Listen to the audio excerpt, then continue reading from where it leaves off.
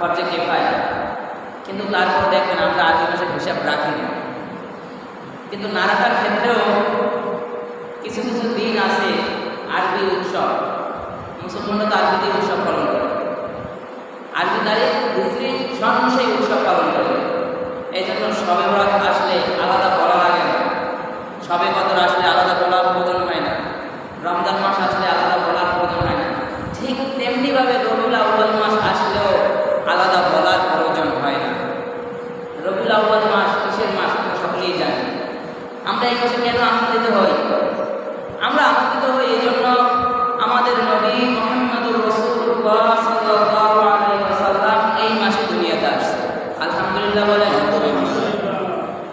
অসংখ্য নবী রাসূল আছে যারা বারবার দোয়া করছে, আল্লাহ আপনি আমাদেরকে মুহাম্মাদের উম্মত বানান, কিন্তু হয় না। ঈসা আলাইহিস সালাম আসবে, আমরা জানি ঈসা আলাইহিস সালাম আমাদের আগে আসবে, তিনি আমাদের নবীর উম্মত হয়ে আসবে, নবী হয়ে আসবে না। তো অসংখ্য নবীরা পর্যন্ত দোয়া করছে এই নবীর উম্মত হওয়ার জন্য। আপনি আমি কয়বার দোয়া করছি? না চাইতে আল্লাহ আপনাকে আমাকে আখিরি নবী মুহাম্মদুর রাসূলুল্লাহ সাল্লাল্লাহু আলাইহি ওয়াসাল্লামের উম্মত বানায় পাঠাইছে। এজন্য জোরে বলি আলহামদুলিল্লাহ। এখন বিষয় হলো রবিউল আউয়াল মাসের আজ প্রথম জুমা। আমাদের দেশে রবিউল আউয়াল মাস আসলে বলা হয় ঈদে মিলাদুন নবী আর সিরাতুন নবী নিয়ে একটা বাজাবাজি হয়। সিরাতুন নবী আর মিলাদুন নবী, ঈদে মিলাদুন নবী। ঈদ অর্থ হলো খুশি, ঈদ অর্থ কি বলেন? খুশি। মিলাদ অর্থ কি? জন্ম। মিলাদ অর্থ কি? জন্ম। মিলাদ পড়ে না, মিলাদ জন্ম। মিলাদ অর্থ কি? জন্ম। মিলাদ আরবি শব্দ, এটার বাংলা অর্থ হলো জন্ম। ঈদ মানে খুশি, মিলাদ অর্থ জন্ম। নবী মানে নবী, মানে নবীর জন্মদিনে আমরা খুশি। আমরা যে বলি ঈদে মিলাদুন নবী, মানে নবীর জন্মদিনে আমরা খুশি, কথার অর্থ হলে এর জন্য আমরা আনন্দ করি। কেউ বলে যে মিলাদুন নবী নাই, তাহলে ভুল। কারণ নবীর জন্ম আছে না, অবশ্যই আছে, নবীর জন্মও বিশ্বাস করতে হবে। এই হলো মিলাদুন নবী। যারা বলে মিলাদুন নবীর উপরে আলোচনা, তার মানে নবীদের জন্মের ইতিহাসের উপর আলোচনা।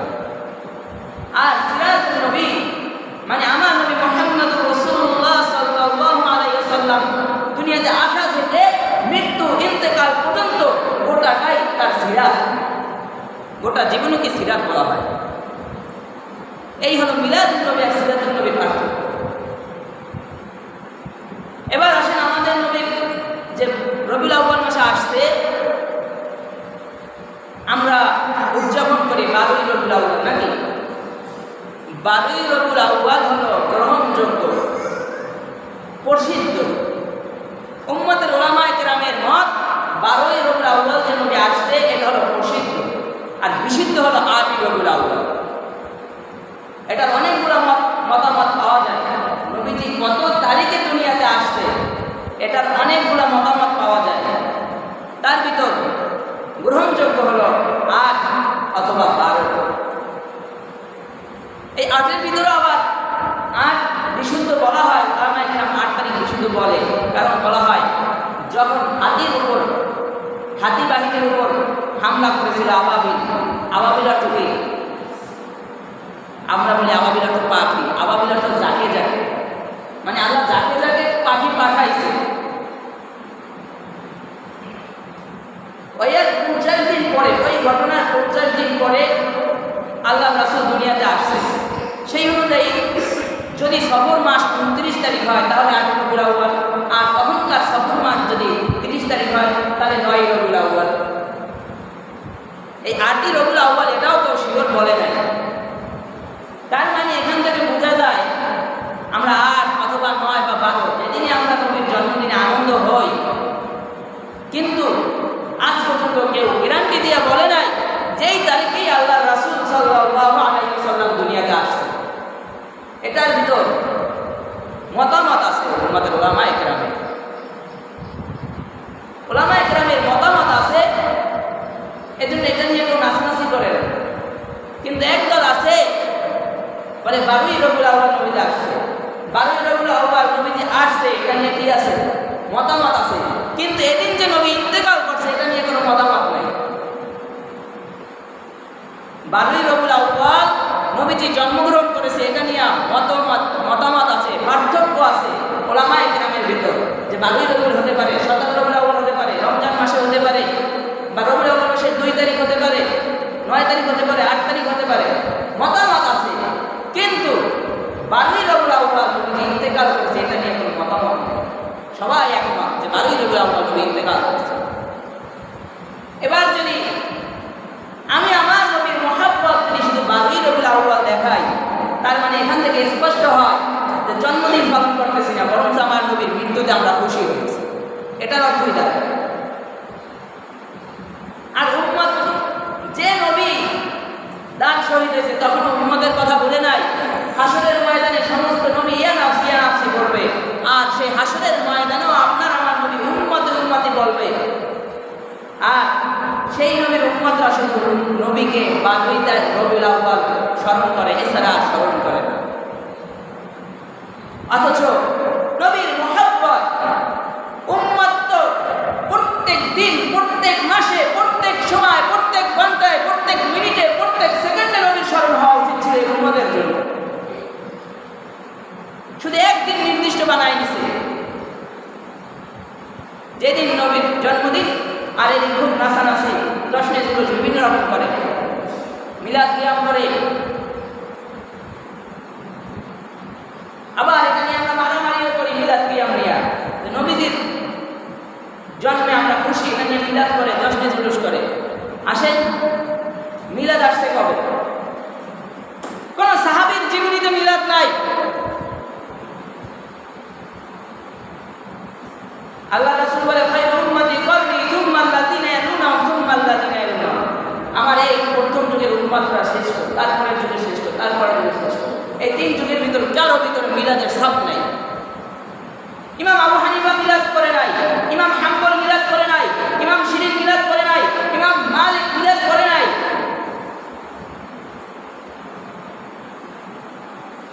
আল্লাহর রাসূল আসছে কোথায়? জন্মগ্রহণ করছে কোথায়? সবাই বলেন মক্কায়। কোনো সন্দেহ আছে? আল্লাহর রাসূল তো মক্কায় জন্মগ্রহণ করছে, এটা নিয়ে কোনো কারো সন্দেহ আছে? মদিনায় ইন্তেকাল করছে, এটা নিয়ে কোনো সন্দেহ আছে?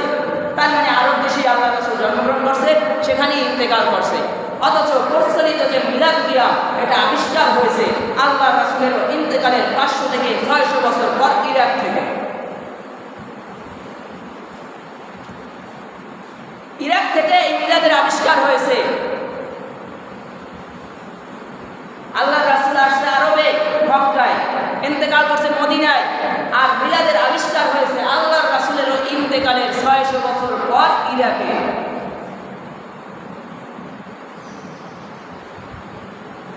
এবার এখান থেকে বুঝেন যে আপনি কোনটা গ্রহণ করবেন। 600 বছর পর আবুল আখতাব ওমর ইবনে দেহিয়া দরবারি নামে একজন আলেম, ইরাকের তখনকার বাদশাহ আবু সাইদ মুজাফফরউদ্দিন কুবরি 604 হিজরিতে ইরাকের মুসিল শহরে প্রথম মিলাদ কিয়ামের আবিষ্কার করেন। তারপরও যেহেতু উম্মতের ওলামায়ে কেরাম মিলাদ পড়েন, আপনি নিষেধ নাই। মিলাদের ভিতরে হক্কানি ওলামায়ে কেরামের ভিতর তো সারসিনা শরীফ মিলাদ পড়ে। সারসিনার মিলাদের বইতে লেখা আছে বিদআতে হাসানা। বিদআত কাকে বলে? অবশ্যই এই মিলাদ পড়তে গেলে আপনাকে বিদআত চিনতে হবে। আমি মিলাদের পক্ষেও বলবো না, বিপক্ষেও বলবো না, কিন্তু আলোচনা করে আপনার ভালো লাগলে আপনি আমল করবেন, আর আপনার যদি ভালো না লাগে তাহলে ছেড়ে দিবেন। কিন্তু আমরা এটা নিয়ে মারামারি পর্যন্ত করি, মনে হয় যেন এটা না করলে না পথে কাফের হয়ে যায়, মুশরিক হয়ে যায়, এমন একটা অবস্থা হয়ে যায়। ফরজ ইবাদত একান্ত বাধ্যতামূলক করণীয়। ফরজের ভিতর 2 প্রকার, ফরজে আইন, ফরজে কিফায়া। এরপরে ওয়াজিব, ফরজের মতোই অবশ্যকীয়। সুন্নাত আল্লাহর রাসূল করেছে, কোন কোন সুন্নাত ছাড়লে গুনাহ নাই, আবার কোন কোন সুন্নাত এমন আছে ছাড়লে গুনাহ আছে, আবার কোন কোন সুন্নাত আছে ছেড়ে দেওয়া যায়, কিন্তু অভ্যাসের পরিণত করে ছেড়ে দিলে সেটার জন্য গুনাহ আছে। বিভিন্ন ক্ষেত্র আছে সুন্নাতের ভিতরে। আবার এরপরে হারাম, এটা সম্পূর্ণ নিষিদ্ধ।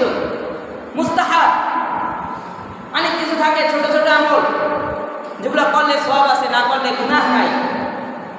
এরপরে বেদাত, এই বেদাত হলো আমল, কুল্লু বিদআতিন দালালা, প্রত্যেক বেদাত গুমরাহি বা পথভ্রষ্টতা। বেদাতের আগে একটা কথা বলি, ধরেন আপনাদের ইমাম সাহেব বর্তমান দামি, আমার ব্যক্তিগত একটা আমল, কোরআন সুন্নাহ অনুযায়ী বহুত আমল আছে, সব আমল তো আমরা মানতে পারি না। আমার ব্যক্তিগত একটা আমল আছে, সবারই কিছু ব্যক্তিগত আমল থাকে না, তার ভিতর থেকে তাই কোরআন তেলাওয়াত করা, যে কোনো সময় কোরআন তেলাওয়াত করা যায়। আমার ব্যক্তিগত ধরেন ফজরের পর বা মাগরিবের পর। এখন পরে যে ইমাম সাহেব আসছে কথার কথা, এ দুপুরবেলা কোরআন শরীফ পড়ছে, মানে আমাদের ফিতনা কোন জায়গা থেকে সৃষ্টি হয়? এই হুজুর আইসি কোথা দিয়ে? আগের হুজুরে দেখছি ফজরের পরে কোরআন শরীফ করে, সন্ধ্যার পরে কোরআন শরীফ করে, উনি দুপুরে কোরআন শরীফ করে, মানে ভক্তি থেকে। অনেক সময় ইমাম সাহেবদের ভক্তি করে, আলেমদেরকে ভক্তি করে, ভক্তির মাধ্যমে এগুলো শুরু হয়। আসলে কি সে ভুল করছে দুপুরে কোরআন শরীফ পড়া? তার ব্যক্তিগত আমল দুপুরে পড়া। কিন্তু আপনি আমাকে ভক্তি করছেন, পরের কোরআনে ভুল করে, হুজুরে সকালে পড়তে আপনি দুপুরে পড়েন কেন? তো বেদাত, এটা বেদাত আমল যদি কেউ চালু করে, বেদাত এইটাকেই বলা হয় যে আমল আল্লাহ রাসূলের যুগে পাওয়া যায় না, আল্লাহ কোরআন হাদিসে পাওয়া যায় না, সাহাবায়ে কেরামের জীবনীতে পাওয়া যায় না, ওই আমলগুলোকেই বেদাত বলে। এবার যারা মিলাদ করে, এদের দলিল হলো তাহলে কোরআনও বেদাত, এদের দলিল হলো মসজিদও বেদাত, এদের দলিল হলো মাদ্রাসাও বেদাত। এদের কথার জবাব হলো তাহলে বাংলাদেশটা আপনার জন্য বেদাত, কারণ আল্লাহ রাসূল বাংলাদেশে আসে নাই জিন্দেগিতে। কারণ কোরআন সিদ্দিক আকবর একত্রিত করছে, ওসমান রাদিয়াল্লাহু আনহু লিপিবদ্ধ করেছে, ওমর ফারুক রাদিয়াল্লাহু আনহু বারবার রিকোয়েস্ট করেছে কোরআন একত্রিত করুন সিদ্দিক আকবর, আর নয় উম্মতের কাছ থেকে কোরআন হারিয়ে যাবে।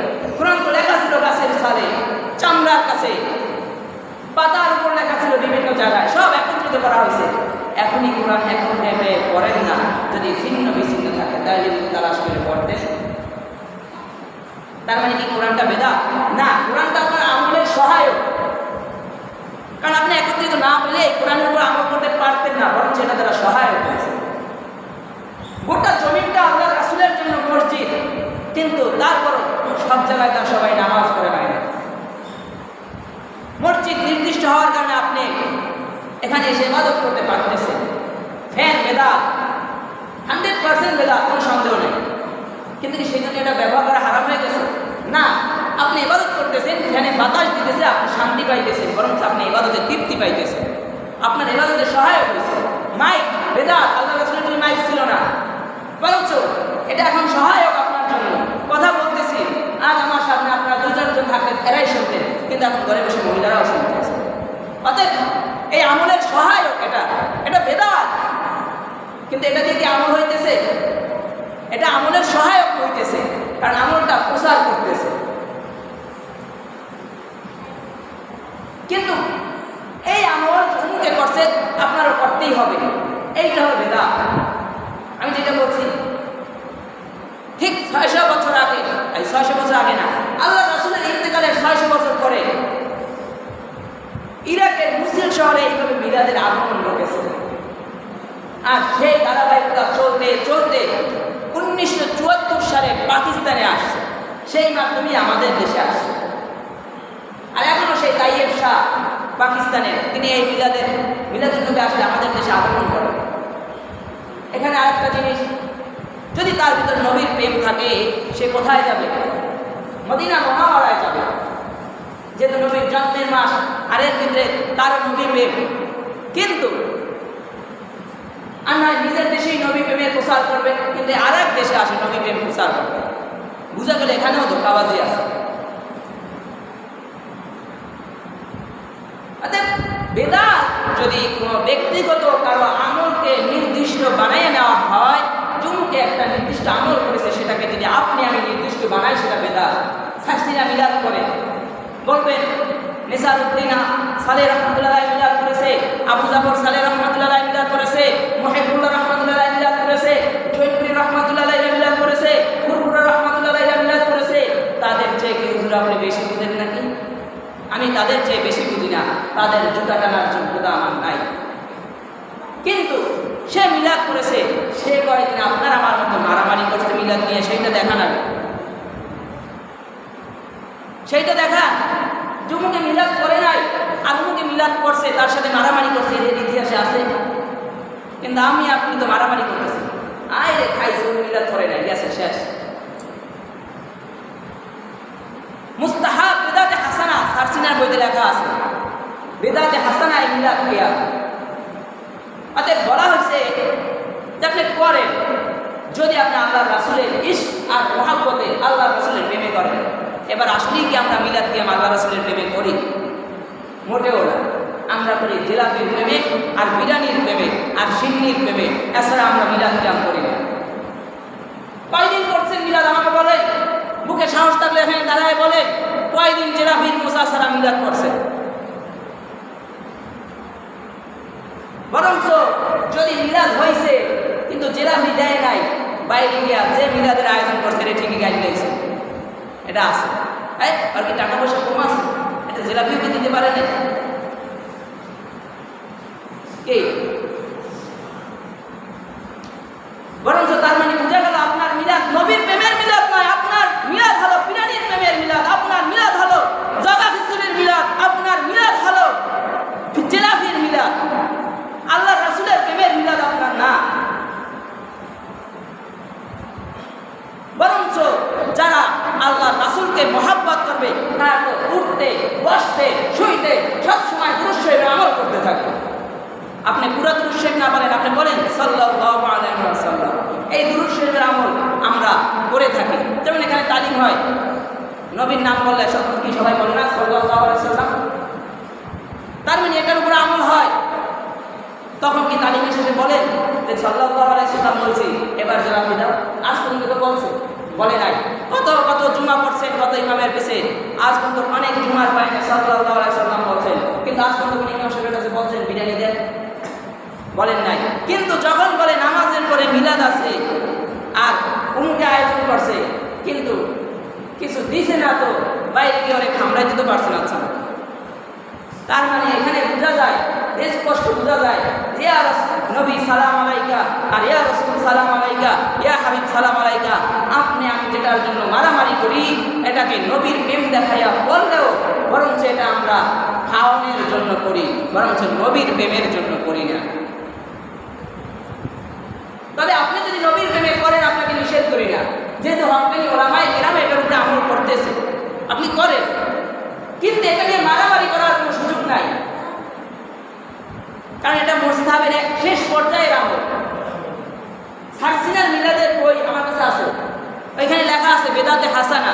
তার মানে তারা স্বীকার করছে এটা বেদাত, কিন্তু উত্তম বেদাত, ভালো বেদাত। তাদের বইতে এটাই বুঝাইছে যে এটা ভালো বিদাত।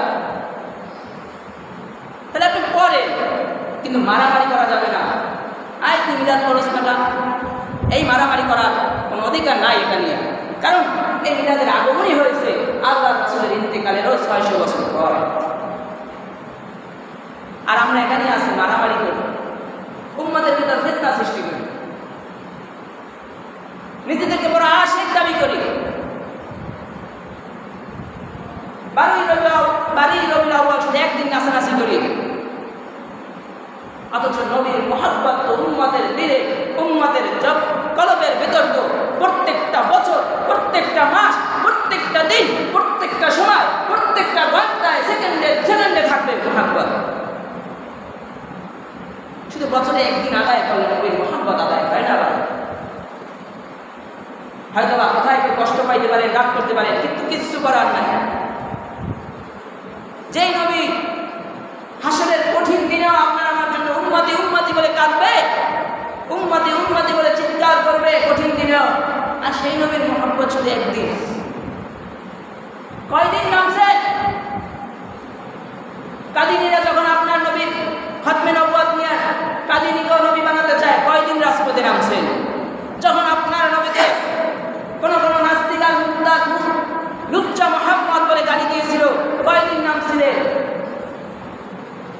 কয়দিন নবীর মহব্বত দেখাতে রাজপথে নামছিলেন?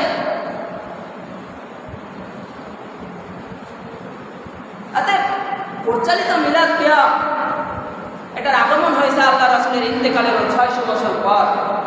কোথা থেকে? ইরাকের মুসিল শহর থেকে। কিন্তু যদি আপনার ভালো লাগে, আপনি আমল করেন, কিন্তু আমাদের দেশে দেখা যায়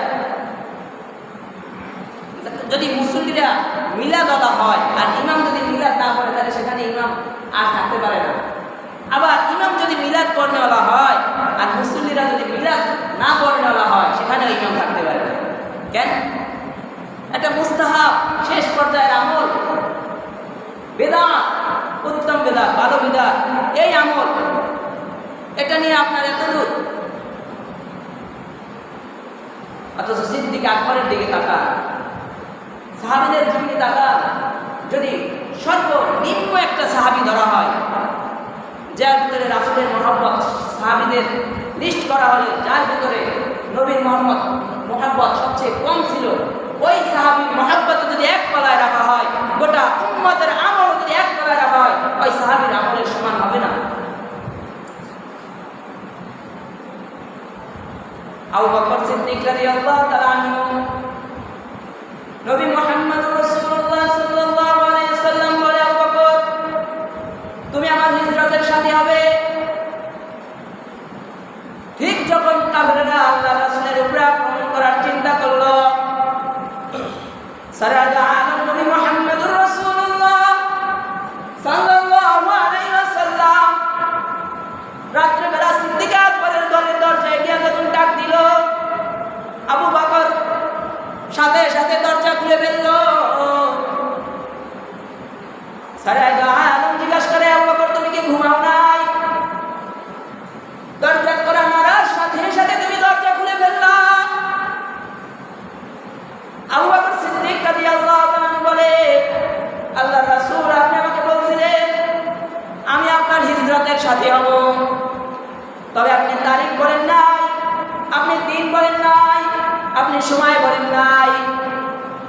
এই জন্য আমি আপনি যেদিন বলছেন সেদিনের পর থেকে আর বিছানার সাথে পিঠ লাগাই নাই, সেদিন থেকে দরজার সাথে পিঠ লাগায়া দাঁড়ায় গেছি।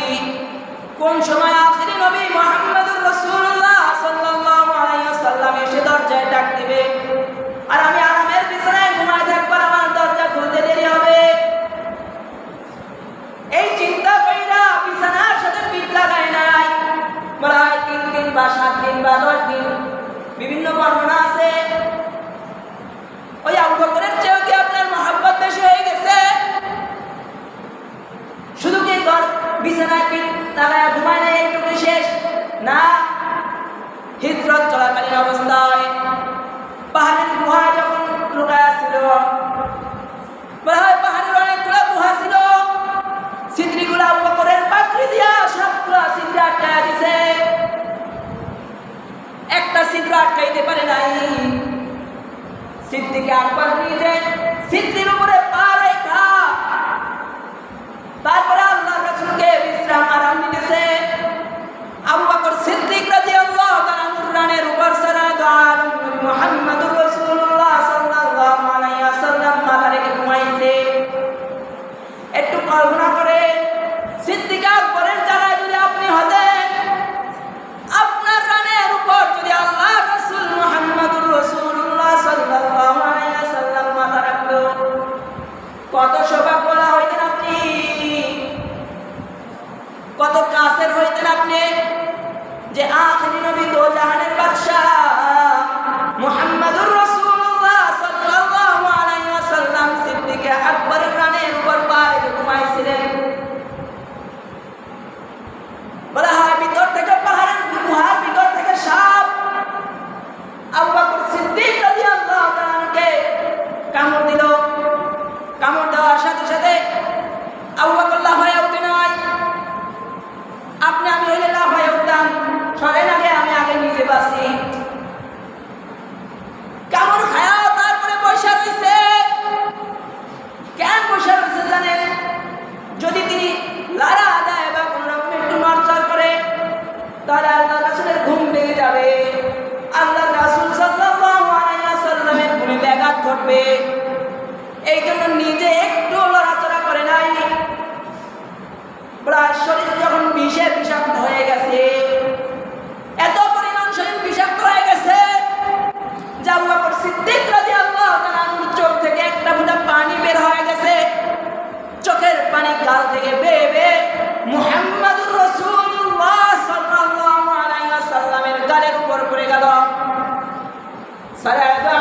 নবী মুহাম্মদুর রাসূলুল্লাহ সাল্লাল্লাহু আলাইহি ওয়াসাল্লামের গালের উপর যখন পানি পড়ল,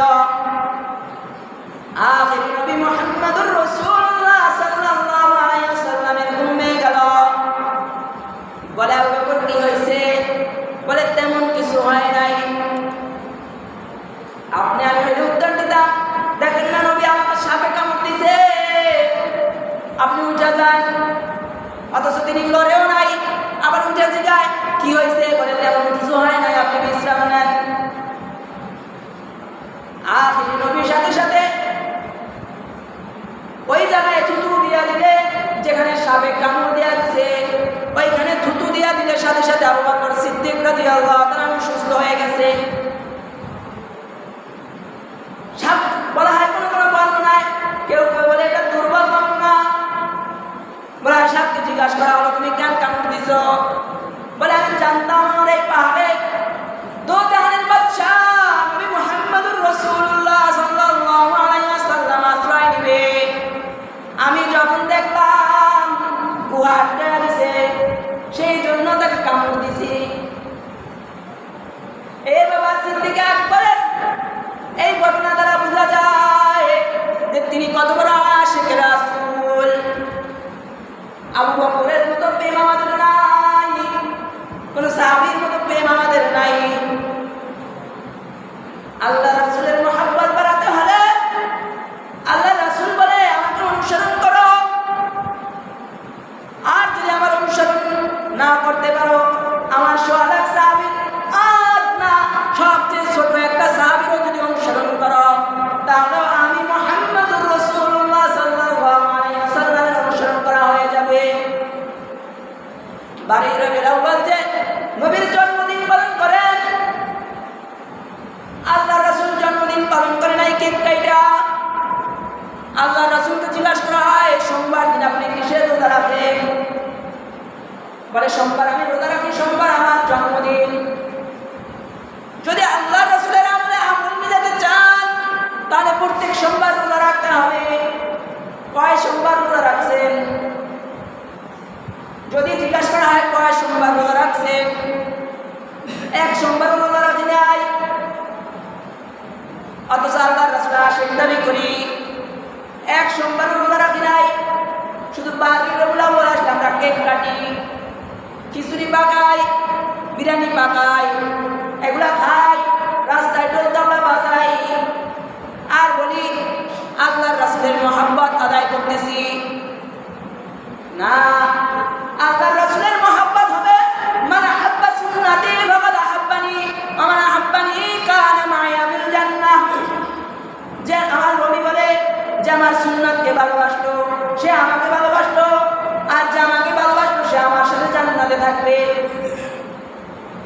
অতএব আল্লাহর রাসূলের মহব্বত যদি আদায় করতে হয়, তাহলে রোজা রেখে আদায় করতে হবে, কেক কেটে নয়, বছরে একদিন নয়। কারণ উম্মত প্রত্যেকটা সময় প্রত্যেকটা সেকেন্ডে নবী মুহাম্মদুর রাসূলুল্লাহ সাল্লাল্লাহু আলাইহি ওয়াসাল্লামের প্রেম প্রকাশ করবে। এই যে সাহাবীদের জীবনী, আরো অসংখ্য জীবনী আছে, অসংখ্য ঘটনা আছে, এগুলো শুনলে মনে হবে যে তাদের কাছে আমরা কিচ্ছু না, কিন্তু তারপরে আমরা বড় নাচানাচি আর কি করি। কিন্তু এবার কোন জায়গায় আসেন যে সারসিনা নেসারউদ্দিন সালেহ রহমতুল্লাহ আলাইহি, আবু জাফর সালেহ রহমতুল্লাহ আলাইহি, জয়পুরি রহমতুল্লাহ আলাইহি, পুরপুরা রহমতুল্লাহ আলাইহি মিলাদ করেছেন। হুজুর আপনি কি এর থেকে বেশি বুঝেন? না, আমি এর থেকে বেশি বুঝি না, কিন্তু এই আপনাকে মারামারি করতে বলে নাই। এবার আসেন, আমাদের ফরজ কি? নামাজ নাকি? আপনি হায়াতের জীবনে কয়দিন মিলাদ পড়ছেন আর কয়দিন মিলাদ পড়েন নাই, এটার জন্য আপনাকে কবরে জিজ্ঞাসা করা হবে না। কিন্তু আপনার হায়াতের জিন্দেগিতে কয়েকত নামাজ পাইছেন আর কয়েকত নামাজ ঠিকঠাক মতো আদায় করছেন, এটার জন্য আপনাকে জবাবদিহিতা করতে হবে। এই যে আমি বুজুর্গদের নাম বললাম, কিন্তু সারসিনা বলেন, পুরপুরা বলেন, জৈনপুরি বলেন, এদের ভিতর কার সূরা ফাতিহা অশুদ্ধ আছে? আপনি তো এদের অনুসরণ করে মিলাদ করেন। আপনাকে যদি এর কথা বলা হয়, তাহলে আপনি বলবেন এদের চেয়ে বেশি বুঝেন, আপনি তো এদের অনুসরণ করেন, আমিও এদের অনুসরণ করি। এবার এদের ভিতর কার সূরা ফাতিহা অশুদ্ধ আছে? এদের ভিতর কয়জনে বিড়ি খাইছে? এদের ভিতর কয়জনে মিথ্যা কথা বলছে। এদের ভিতর কয়জনে দাড়ি কাটছে? আপনি দাড়ি কাটেন কেন? আপনি বিড়ি খান কেন? আপনার কেন সূরা ফাতিহা অশুদ্ধ? কারণ নামাজ ভঙ্গের 19টা কারণের ভিতরে প্রথম কারণ হলো নামাজ অশুদ্ধ করা। নামাজ অশুদ্ধ করলে নামাজ হবে না। তাহলে সে মিলাদ করছে, কিন্তু তার আগে সে নামাজ ঠিক করছে। যেভাবে নামাজ ঠিক হইতে হয় সে সেই জিনিসটা আগে ঠিক করছে। অতএব আপনাকেও যদি সেই সারসিনার বুজুর্গদের যাদের নাম বলবেন, জৈনপুরি হজরত বুজুর্গদের যাদের নাম বলবেন, আগে তাদের মতো পুরোপুরি অনুসরণ করেন, তারপরে এই জায়গায় এসে ফতোয়া দেবেন। যুবক কি কম বুঝছে? তাদের অনুসরণ কোনোটা করেন না, খালি একটা লয়ে নাচানাচি করেন। আল্লাহ তাআলা আমাদেরকে সঠিক বুঝ দান করুন, বলুন আমিন। এবং আমি মূল যেই বিষয়টা বুঝাইতে চাইছি, আমার নবীর জন্মদিন হলো, আমার নবীর জন্মদিন যেটা কি আমরা যে বারুল আউয়াল বলি, এটার ভিতরে এই তারিখটার ভিতরে মতামত পার্থক্য আছে, কিন্তু বারুল আউয়াল ইন্তেকাল করছে, এটা নিয়ে কোনো পার্থক্য নাই। অতএব আমার নবীর মহব্বত আমরা সব সময় করব, এবং যেইভাবে করলে নবীর মহব্বত প্রকাশ পায় সেইভাবেই করার চেষ্টা করব। এবং আমার আলোচনায় যেগুলো আল্লাহ তাআলা আমাকে বলার তৌফিক দিয়েছে, আপনারা শুনছেন, যেগুলো বলা হয়েছে এগুলোর উপর আমল করার তৌফিক দান করুন, বলুন আমিন। আখির দাওয়ানা